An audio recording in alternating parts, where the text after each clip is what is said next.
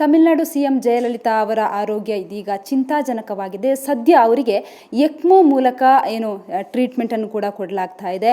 ECMO ಅಂತಂದರೆ ತೀವ್ರವಾಗಿ ಹೃದಯಾಘಾತಕ್ಕೆ ಒಳಗಾದಂತಹ ಸಂದರ್ಭದಲ್ಲಿ ಎಕ್ಮೋ ECMO ಅನ್ನುವಂಥ ಒಂದು ಚಿಕಿತ್ಸೆಯನ್ನು ಕೊಡುವಂಥದ್ದು.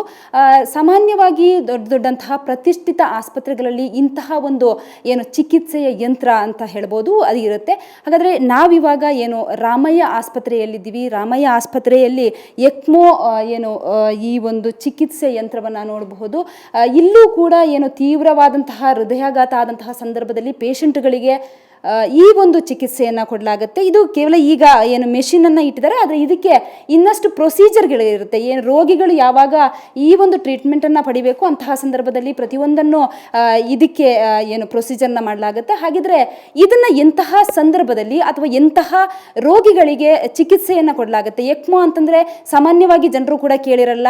ಇದು ಜಯಲಲಿತಾ ಅವರಿಗೆ ಸದ್ಯದ ಪರಿಸ್ಥಿತಿಯಲ್ಲಿ ಅವರಿಗೆ ಟ್ರೀಟ್ಮೆಂಟನ್ನು ಕೊಡ್ತಾ ಇರುವಂಥದ್ದು. ಹಾಗಿದ್ರೆ ಇದ್ರ ಬಗ್ಗೆ ವೈದ್ಯರಿದ್ದಾರೆ, ಅವರು ಏನು ಹೇಳ್ತಾರೆ ಅಂತ ನೋಡೋಣ. ಮೇಡಮ್, ಈಗ ಎಕ್ಮೋ ಅನ್ನುವಂಥದ್ದು ಸಾಮಾನ್ಯವಾಗಿ ಜನರಲ್ಲಿ ಒಂದು ರೀತಿಯಲ್ಲಿ ಕನ್ಫ್ಯೂಸ್ ಆಗುತ್ತೆ.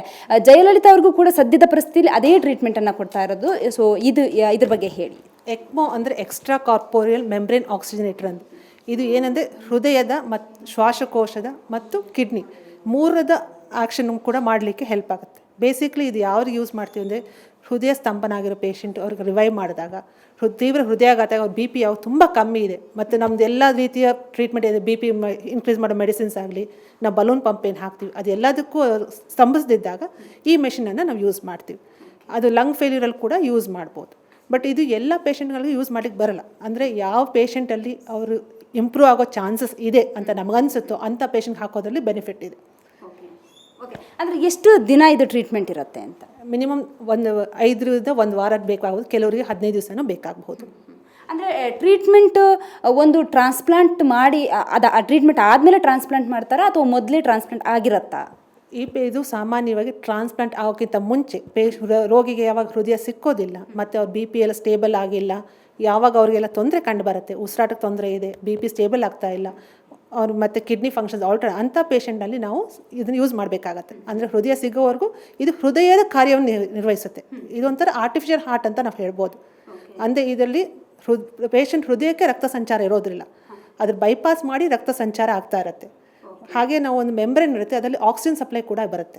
ಅಂದರೆ ಶ್ವಾಸಕೋಶದ ಕೆಲಸ ಕೂಡ ಇದೇ ನಿರ್ವಹಿಸುತ್ತೆ. ಕೆಲವರಲ್ಲಿ ಗೊಂದಲ ಇದೆ, ಹೃದಯ ಬಡಿತ ನಿಂತಿರುತ್ತೆ, ಅದಾದ ಬಳಿಕ ಇದು ಚಿಕಿತ್ಸೆಯನ್ನು ಕೊಡಲಾಗುತ್ತೆ ಅನ್ನುವಂಥದ್ದು. ಸೊ ಇದು ಹೇಗೆ ಅಂತ? ಸಾಮಾನ್ಯ ಹೃದಯ ಬಡಿತ ನಿಂತು ಪೇಷಂಟ್ ಯಾವಾಗ ನಾವು ಅದು ಜೀವಿತ ಬರೆಸ್ತೀವಿ, ಹಾರ್ಟ್ ಬೀಟ್ ರಿಕವರ್ ಆದಮೇಲೆ ಇದನ್ನು ಅಳವಡಿಸ್ತೀವಿ. ಆದರೆ ಹೃದಯ ಬಡಿತ ಅಂದರೆ ಹೃದಯ ತನ್ನ ಕೆಲಸವನ್ನು ಮಾಡ್ತಾ ಇಲ್ಲ, ಯಾಕಂದ್ರೆ ಹೃದಯಕ್ಕೆ ರೆಸ್ಟ್ ಕೊಡಲಿಕ್ಕೋಸ್ಕರ ಅದನ್ನು ನಾವು ಕೊಡ್ತಾ ಇತ್ತು. ಹೃದಯ ನಿಷ್ಕ್ರಿಯವಾದಾಗ ಅದು ರಿಕವರ್ ಆಗಲಿಕ್ಕೆ ಟೈಮ್ ಕೊಡಬೇಕಾಗತ್ತೆ. ಸೊ ಆವಾಗ ಏನು ಮಾಡಿದ್ರೆ ಇದ್ರ ಮೂಲಕ ನಾವು ಅದು ರಕ್ತ ಸಂಚಾರ ಮಾಡೋದ್ರಿಂದ ಹೃದಯ ರಿಕವರ್ ಆಗಲಿಕ್ಕೆ ಚಾನ್ಸಸ್ ಸಿಗುತ್ತೆ. ಹೃದಯ ಬಡಿತ ತುಂಬ ವೀಕ್ ಆದಂತಹ ಸಂದರ್ಭದಲ್ಲಿ ಈ ಮೆಷಿನ್ನ ಮೂಲಕ ಚಿಕಿತ್ಸೆಯನ್ನು ಕೊಡಿದ್ರೆ ಇನ್ನಷ್ಟು ಪಂಪ್ ಮಾಡುತ್ತೆ ಅನ್ನುವಂಥದ್ದು. ಇನ್ನೊಂದು ಏನು ಅಂತಂದರೆ ಈ ಒಂದು ಟ್ರೀಟ್ಮೆಂಟ್ ಎಕ್ಮೋ ಮೂಲಕ ಟ್ರೀಟ್ಮೆಂಟ್ ಕೊಟ್ಟ ಬಳಿಕ ಟ್ರಾನ್ಸ್ಪ್ಲಾಂಟ್ ಮಾಡಬೇಕಾಗತ್ತೆ. ಅಂದರೆ ಕೆಲವರಿಗೆ ಮಾತ್ರ ಟ್ರಾನ್ಸ್ಪ್ಲಾಂಟ್ ಮಾಡಬೇಕಾಗತ್ತೆ. ಹಾಗಾದರೆ ಈ ಜಯಲಲಿತಾ ಅವರ ಕೇಸನ್ನ ತಗೊಂಡ್ರೆ ಅವರಿಗೆ ಈಗಾಗಲೇ ಕಿಡ್ನಿ ವೈಫಲ್ಯ ಆಗಿರುವಂಥದ್ದು, ಹಾಗೆಯೇ ಲಿವರ್ ಕೂಡ ಡ್ಯಾಮೇಜ್ ಆಗಿರುವಂಥದ್ದು. ಹಾಗಾಗಿ ಅವರಿಗೆ ಟ್ರಾನ್ಸ್ಪ್ಲಾಂಟ್ ಮಾಡಬೇಕಾಗತ್ತಾ ಇಲ್ಲವಾ ಅನ್ನುವಂತಹ ಪ್ರಶ್ನೆ ಇಲ್ಲಿ ಎದ್ದು ಕಾಣುತ್ತೆ. ಬೆಂಗಳೂರಿನಿಂದ ಕ್ಯಾಮರಾ ಪರ್ಸನ್ ಶಿವಕುಮಾರ್ ಜೊತೆಗೆ ಮಮತಾ ಮರದಾಳ, ಸುವರ್ಣ ನ್ಯೂಸ್.